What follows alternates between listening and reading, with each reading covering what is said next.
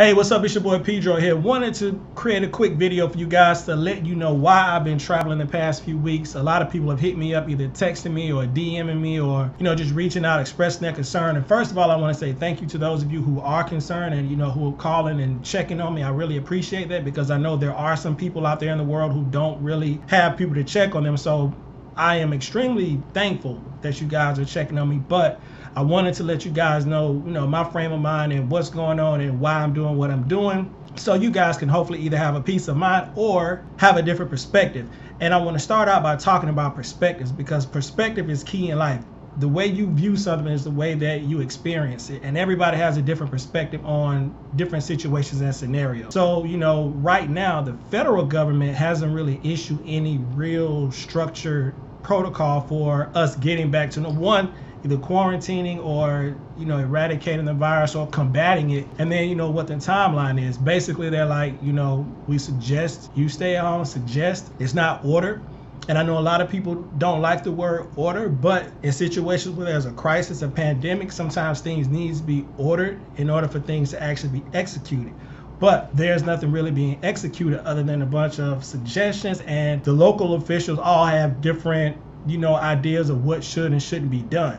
So one of the reasons I'm still going about my life as normal is because until the federal government issues some sort of, and I'm prepared. I've told my close family and friends, like, once they say, hey, 14 days or 21 days, everybody gets locked in the house and we're going to do X, Y, and Z, I'm all for it. I already have my kitchen stocked up, all of that. However, I'm not going to stay locked in the house based off of suggestion, because that timeline keeps moving. Oh, well, maybe by this date. Oh, maybe by that date. Maybe by that date. But on the flip side, they're not really telling us what they're doing. Now, here's the thing about perspective. One thing I've come to learn, something I learned from gangsters and the government, sometimes they're one and the same. Fear is much more powerful than facts. Fear is also much more profitable than facts. People make a lot of money off of scaring you. I mean, you look at almost anything out there on the market, there's some level of fear that's associated with it. Deodorant, you fear smelling bad in public. You see what I'm saying?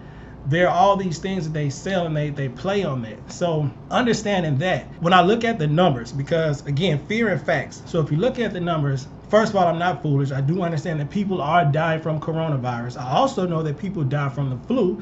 People die from drunk driving. People die from diabetes. People die from hypertension. People die from so many. People die from smoking. There are a lot of things that people die from. AIDS. You see what I'm saying? People die from so many things, yet there's no pandemonium. Like, people aren't freaking out about those anymore. If you think about it, almost all those things that I just mentioned, at one point in time, people were freaking out about them. Now it's kind of normal, right? So if you look at the numbers, people have died, but it's a small percentage of the people who have contracted it. A lot of people have contracted it, and they've done what they call recover, right? Got the virus, they've recovered. Small number have died. So I'm very aware that there's a legitimate threat of death. Same thing again with the flu. Same thing every time I get in my car and drive, there's a risk that I might not come back home, because people die in car accidents, not even drunk driving, just car accidents themselves. Distracted driving nowadays. People still rolling around with their phone while they're driving. So it's all about perspective. So people are sitting here freaking out because it's thing that the media keeps talking about. The reason why you're so afraid of it is because they keep talking about it. You can't go in. I'm getting emails from companies explaining their new policies. You're constantly hearing about the coronavirus. You can't get away from it. So what does that mean? Where your focus goes, your energy grows. The flip side, where your energy goes, your focus grows. So if you're constantly focused on this thing, you're constantly thinking about it, right? Yet again, if you look at the numbers of people who are recovering are much, much higher than the number of people who are dying. So again, I'm very much aware that the possibility of death is there, but I'm also aware that the possibility of me dying every time I get in the car is there, right? Anytime, there's so many other ways a person could die. So I think I drove that point home. My point is basically, choose what you focus on. I focus on the recovery rate. It's an extremely high recovery rate from the people who do contract the virus. The other thing is, so like right now I'm in Seattle. Seattle was one of the cities with the highest number of cases, but you also have to keep in mind a lot of cities don't have tests yet, or they're very limited with who they can test because the amount of tests that they have are limited. So again, those numbers could be skewed a little bit because we don't have accurate data. I haven't been tested. Most people that I know in my personal life, they haven't been tested either. We could be walking around with it, could have been walking around with it for quite a while, yet we don't know because we haven't been tested. So you have to be careful about data. You know, they say men lie, numbers don't. Numbers don't lie, but numbers can be manipulated. If I tell you that 50% of the people I meet hate you, that sounds pretty bad. But if I told you only 2 people, if I said the 2 people that I met, one of them doesn't like you, those numbers don't sound the same. They're both facts. It's just all how it's delivered to you. So you can't get caught up in hype. Now, again, I'm not saying you don't exercise caution. I'm absolutely doing that. I have my Lysol wipes with me. First of all, I've been traveling with Lysol wipes since I've been traveling because I disinfect my seats around the wall. If I get a window seat, I've been doing that before this. That's nothing new for me. If anything, I'm just washing my hands more frequently. I'm a little more cautious about different surfaces that I touch. Like if I sit down waiting for my flight or something like that. So I'm a little more aware, but I'm not freaking out. And again, I'm taking extra steps. So I might use a napkin or something when I sit down instead of touching the armrest on the seat at the airport or anywhere else for that matter, a little closer. So I'm very much aware of what's going on. Again, it's just all about perspective. You know, the airports are pretty empty. The flights have been pretty empty. So if you're practicing social distancing, hey, you run into fewer people at the airport than you do in the grocery store. When I go to the grocery store, I have a harder time like trying to dodge people on these little 4-foot wide aisles. It's like, oh, you know, like, hey, you know, people talk and people bump into their neighbors and they want to talk. And I'm like, yo, y'all talk that way and I'm gonna go this way because people are happy. People have been locked up in the house. So they're happy to see their neighbors, their friends, congregating, socializing, fellowshipping. So if you really want to be concerned about the people at the grocery store. Now here's something I have noticed when I travel, and that's the other thing. I'm documenting my travels for a reason. One, for myself, because I don't trust everything the media puts out there. 2, I want to see what is this thing looking like in different cities. How are they handling it compared to where I live, right? I don't live in a bubble. Like those who've been following me for a while know that America isn't all what I feel. America isn't all that it's cracked up to be. Once you step outside of America and you sit back and you look at it, it looks way different, way different. So same thing with the media. The news that's being portrayed a lot of times, they have a certain agenda, you know, that they want to push. Okay, all well and good, but let me see what else is happening. And I will say this, I think the best place that I've seen so far, there was a Chipotle I went to in Las Vegas. They literally had somebody at the door. He was wiping the handles down back when you come. He was first of all, he was opening the door for you if he was able to catch you.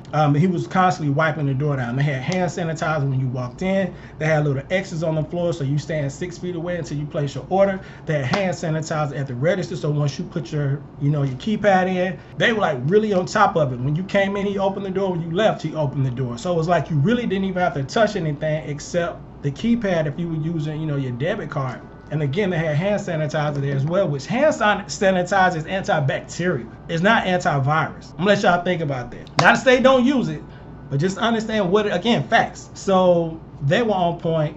A lot of the stores here in Seattle, like the Target that I went to, the Starbucks that I went to, even the Chipotle, but the Chipotle didn't have somebody at the door like the one in Las Vegas. They have hand sanitizer right there by the keypad. I haven't seen that in Atlanta yet. Could be just the places I've gone, but I haven't seen it. Out here, I have seen that. So I'm looking at people taking precautions and taking the extra steps that they need to make sure, you know, that we're as prepared and as safe as possible. I wanted to also share with you guys that, you know, a lot of people who express concern, they know somebody in the military. They're like, well, my cousin, my brother, my sister in the military said X, Y, and Z. You have to understand the military operates very differently than the people with money. Now, if you're not into conspiracies, you know, some people say, you know, conspiracy theorists. I'm not one of those. If you don't believe conspiracies are real, you don't believe U.S. history is real. They said that black people were property. That was a conspiracy. They said that women were not equal to men. That was a conspiracy. They say communism is bad. That's a perspective. I'm gonna talk about that in a second. So, matter of fact, I'm gonna record a separate video about communism. Is it good or bad? Pros and cons of communism. So a lot of times the people in the military understand that there are people who are probably getting ready, like the National Guard, to be on guard. So if they decide to quarantine us, then they need to have people who can enforce that beyond the local police. The local police can only do so much. They don't even have, you know, certain gear like vehicles to help block off roads and do all this kind of stuff. So people in the military know that they've already kind of got those orders to be on standby, but that doesn't mean that things are actually going to happen. You have to think about it. We've been to war over money. The people who were over there fighting and dying, they knew that they shouldn't have been there for that war. So you have to understand, just because people in the military are getting active or are prepared to be engaged, doesn't mean that it's a real threat or it's one that we should actually be concerned about. It might be. You have to understand this world is controlled by billionaires, not millionaires. Conspiracy theory, call it what you want, it's real. All of our politicians are basically owned by different lobbyists. Money. Right? This thing with the coronavirus, I believe there's several other things going on behind the scenes that we can't see and we don't know. And I don't know what they are. I'm not going to conspire or tell you what I think they are. However, I know it's too much happening. The way people are moving is real concerning. A lot of people sold their stocks in because they understand what happens with fear. The stock market is all based on emotions, up and down. You feel great, you feel scared. Feel great, feel scared. Up and down, up and down. They knew once this virus thing came out, people were going to freak out and bounce, start pulling money out and panicking. So a lot of them moved their money. So you have to understand how life works. I don't know if they're sitting around waiting for a vaccine to be created so then they can sell it or whatever the case may be. But the fact that the government, so take China for instance, right? China was gangster with the way they handled it. Some of that stuff looked really kind of barbaric. Like they were walking on planes spraying down, and they do that on a regular flight. They'll walk through with these cans and spray the air. Like I'm like, are they spraying Lysol on us? Like that's happened way before this. Like a few times I went to China, they were like, because they were doing it for insects. They were like spraying. They'll walk through with these cans. Now mind you, the flight attendants have on a mask. We don't, and they walk through with 2 cans. Shh. They did the same thing with the coronavirus. They were spraying people down, people coming off the plane. They were like, shh, spraying you down. Because they were serious about that, eradicating it. I haven't seen anything slightly similar to that here in the United States. A friend of mine just got back from Africa, and I was like, so what was it like coming back in the country? She was like, it was sad, like nothing happened. She said the guy basically was like, welcome home. I'm like, that's it. That's the country that we live in. I've been to the Philippines and Japan. Those are the 2 countries that I can think of right off the bat that when you come off the plane, they have a thermal imaging camera. And there are guys who just sit there. So when you come off the plane, you have to walk past them. They're not stopping you because it can do a quick read. And if your temperature is high, they pull you to the side. This has been in place. Any international flight, you come off that plane, they're checking. Like, yo, does this person have a fever? And if you do, pull you to the side. To this day, and correct me if I'm wrong, if you've seen this, let me know in the comments below. I have never seen one of our airports with a thermal imaging camera like mounted upon coming back into the country. I just haven't. And to hear my friends, and this just happened, I think she just got back last week, you know, and she was saying how she just got back and it was like business as usual. And I'm like, are we really trying to stop this? I've flown several flights in the last couple of weeks. TSA does not look any different. I don't see them doing anything different other than freaking out. Some of them are like really on edge about not wanting to touch stuff, but they've always worn the little gloves, so that's not new.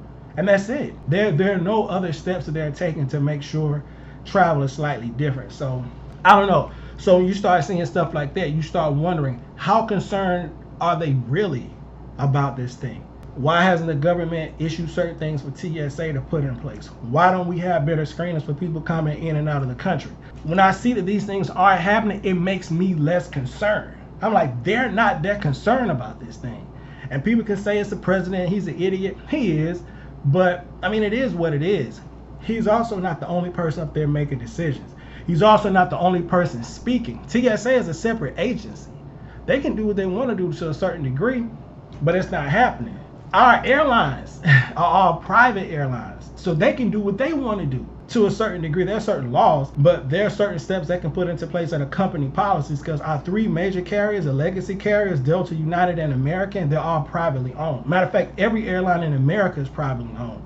When you go to some of the countries overseas, a lot of those are either fully owned or partially owned or subsidized by the government. So they get money from the government, and the government has more influence over how things are done. So seeing that not a lot has changed in travel, makes me a little concerned. Concerned that they're not that concerned. Sitting here thinking about why am I documenting or why am I still traveling? Because a lot of people are saying, you know, it's irresponsible, blah, blah, blah. Again, perspective. You have to keep in mind, I haven't told anybody, hey, you should come travel. Well, people close to me, like directly, I would say that, yo, come on, let's go. And it also depends on the person. I'm not just telling people to do that, because when I travel different, and you have to understand, I travel to some pretty dangerous circumstances and situations. First time I went to Europe, my phone didn't work, so I literally had 0 phone service. My phone only worked on Wi-Fi, and I was there for like 2 weeks. First time I went to the Philippines, I went there, President Duterte had just like started the whole martial law thing. They were killing drug dealers. Now, mind you, I didn't know all the details about it. So I'm like, yo, will they think I'm a drug dealer? Like, can somebody just randomly kill me? And the day I landed in Legazpi, he actually was there. There were like tanks and like hundreds of military people. And I was freaking out. Like, I pray to God, excuse me, they don't think that I'm a drug dealer, just kill me. I was in Hong Kong just in November. I didn't even document this, because people would freak out. And, you know, they were protesting back then. I don't even know if they're still protesting now, because it's not even on the news. But I was there the day that the person fell off the parking deck and died. I was there. I was also there the day the police shot the person. That was like the day before I left. And like things got real. Like I saw the mass transit get shut down. So I've been to the Philippines also another following year, when there was a whole bunch of ISIS stuff going on in the southern part of the country. Like they were straight up having a shootout with the government, and like they were closing in on these people to contain them. They basically secured a perimeter, just started closing in on these people until they got the leaders. So I've traveled in some pretty, what some would consider dangerous situations. And here's the thing I want to say to my Christian friends. And there's a saying, if you're going to pray about it, don't worry about it. If you're going to worry about it, don't pray about it. You doing both doesn't work. If you pray about it, let it go. If you're going to worry about it, don't pray. I pray daily, but especially for my trips. If you're concerned about me, genuinely, pray for me, earnestly, and let that be that. Again, I can die just driving down the street. I can die here. I can just die right now from all the junk they put in our food that we're okay with, right? You can't say that you're a person of faith, yet you don't walk in it. You can't be led by fear of the media, and understand that the media, whenever you keep seeing something and saying something, it consumes you. I don't really watch the news. I'm not letting this thing consume me. I get the data, I get the facts. I'm drinking hot water. The thing about it is, I don't even see people really posting about how you can combat the virus on your own, like preventive stuff, other than washing hands, stay in the house. Like, okay, what about the drinking hot liquids part? I'm not really seeing people sharing that stuff. Why? Because that's not the thing that the media is really selling. But these things do help. I've been drinking liquids left and right, hot liquids as well, because the virus doesn't survive in high temperatures. You guys, I would say this would be a really good time to check your faith. Check to see really how much you truly trust God and what he's doing. If you're not a Christian, just fast forward. Understand we walk by faith, right? I've been walking by faith for years, not just with this, not just with my travels. In my daily lives, a lot of people don't know, I've had a challenging life. I had a colorful life. Let's say that. So I've been through some pretty adverse situations where I came out on the other side, and I know it was nothing but God. When I go about my life, I walk in faith. I'm not walking in fear. I'm not afraid that some virus is going to kill me any more than I'm afraid that a crooked officer can either kill me or lock me up indefinitely because he or she had a bad day at home. These are legitimate concerns. I have to pray, walk out of my house or my hotel room, and be okay with the way life is going to happen. And one of the reasons I was nervous about even coming to Seattle, because, you know, Seattle was like, I think #2 under New York. And I was like, you know, well, should I go? And I prayed about it. I was like, God, you know, if it's not your will, then stop me from going, which could either be the flight gets canceled or I don't make my flight. I didn't even pack the night before I left. It was almost like I was trying to miss the flight just because I was like, well, maybe I should, because the fear started creeping into me from what all my family and friends were saying. But I know what I prayed for. I got up like last minute, like throwing stuff in the bag. I hadn't reserved my car. I hadn't reserved my hotel. I hadn't even reserved where I was going to park my car. I literally found a place to park on my way to the airport because I use an app to find the best parking rates. I was doing all that stuff on the fly because in my mind, I'm like, well, if the flight gets canceled, I don't want to prepay for all this stuff. Well, long story short, I'm here. So I was supposed to be here. The other thing is I was worried about what people would think. Like, well, what if I do get the coronavirus? They say, oh, it's because he's been doing all that traveling, but people at home are getting it and they haven't gone anywhere. In South Georgia, down in Albany, they have a higher rate per capita per 1,000 citizens than New York or Seattle. Those people haven't been traveling. One, I was wrong for even being concerned about what people think. It's not my job. Think whatever you want to think. Secondly, if you're that kind of person, I really don't need you in my life. Because it's like you really want to sit down. If you wouldn't have been traveling, you wouldn't have got it. You don't know that. I don't know that. I'm going to be honest with you. I went to Walgreens when this first hit and everybody was like stocking up food and when they first shut the schools down. I went to Walgreens just because all my medicine had expired because I don't hardly get sick. And all my stuff was outdated. Just the basic medicine stuff. Because I'm like, if I do get the flu or flu-like symptoms, I've had the flu before and it hurt to go to the bathroom. So I'm like, if I do get that, I need to make sure I have the basics at home. And when I was in there, like when I walked out, I felt like this serious itch in the back of my throat. And I was like, oh my God, did I just catch something in here? And this is a couple of weeks ago, which again goes to show I'm going to the drugstore to get things to doctor myself up in the event I do get sick. And I felt a little itch then. So it's like, I can't live like this. And I can't let other people's opinions, and I never have, but it has slowly crept in. So I had to check myself, like, whatever people think is what they think. If I do get, I pray to God I don't. But if I do, I'm not gonna say, oh, it's because I was traveling. It could have been because I was going to the grocery store, where everybody goes, right? Even those who are quarantined are going to the grocery store. So, or if you have it delivered, those people are walking around the grocery store getting your groceries. And if you haven't been to the grocery store, you don't see that they really haven't put any extra measures in place to make sure that your food is not being touched and handled by other people. So I can't trip about that. This video is much longer than I thought. I'm going to record some other videos on this topic so I can dig in a little deeper into some subtopics. But wanted to create this for you guys. Let me know your thoughts. Oh, before I go real quick, another reason why I've been documenting me traveling is because there are people who need to get home to their families or who would like to get, like if you're quarantined, a lot of people would rather be at home with their family. Like say they live in another city, but the bulk of their family is in a different state. They would rather be there, and it might be a situation where it's too far to drive. So there are people who've been hitting me up like, hey, I'm trying to get to so-and-so. I just want to be home with my family doing this.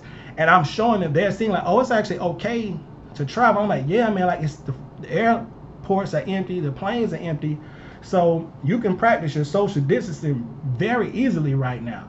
I can't say what that's going to be like next week or 2 weeks from now, but like right now, airports are empty. I'm at the busiest airport in the world, and it's empty. So all these little satellite small airports, I'll say this too, is kind of interesting. The small airports are appear to be crowded because they're smaller. Kind of like the grocery stores. The aisles in the grocery store are smaller, so it's easy to be congested. So the other reason I'm documenting this as well is because there are people, people don't only travel for vacation. Some people need to get home or get to their families or get their families to them. This is motivation, inspiration, and documentation of how it looks out here in the real world. So those are my thoughts. That's my little rant. I'm about to head out. Let me know in the comments below what your thoughts are. If you think I'm crazy, that's fine. If this made some sense to you, let me know that as well. And I will see you guys in the next video.